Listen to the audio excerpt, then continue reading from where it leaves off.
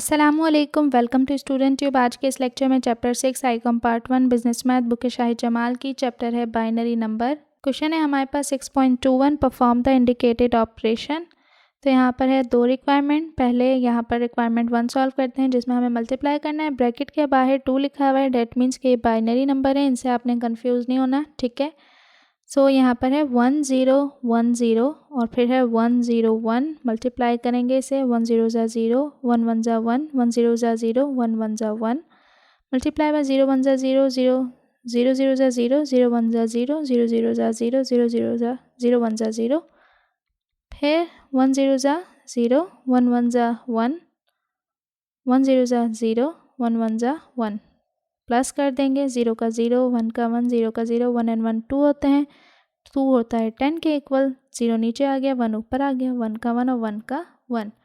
तो आंसर आ गया 11 00 1 0।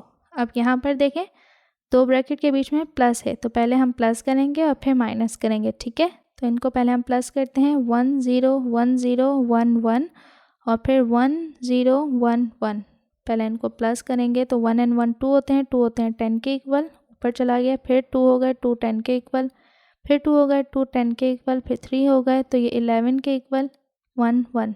अब हमने इसमें से ये माइनस करना है, सो 1 1 1 0 1 माइनस।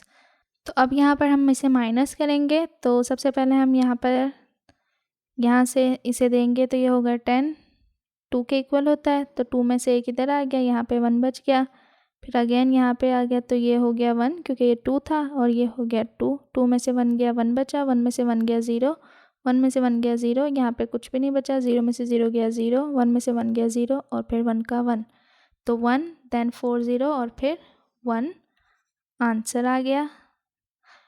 तो ये था क्वेश्चन। उम्मीद करती हूँ कि आपको अच्छे समझ आ गया होगा। मज़ीद एक्सरसाइजेज एंड क्वेश्चंस के लिए चैनल को कर दें सब्सक्राइब एंड साथ ही अपने क्लासमेट एंड फ्रेंड्स से शेयर भी ज़रूर करें। मिलते हैं नेक्स्ट वीडियो में, तब तक के लिए अल्लाह हाफ़िज़।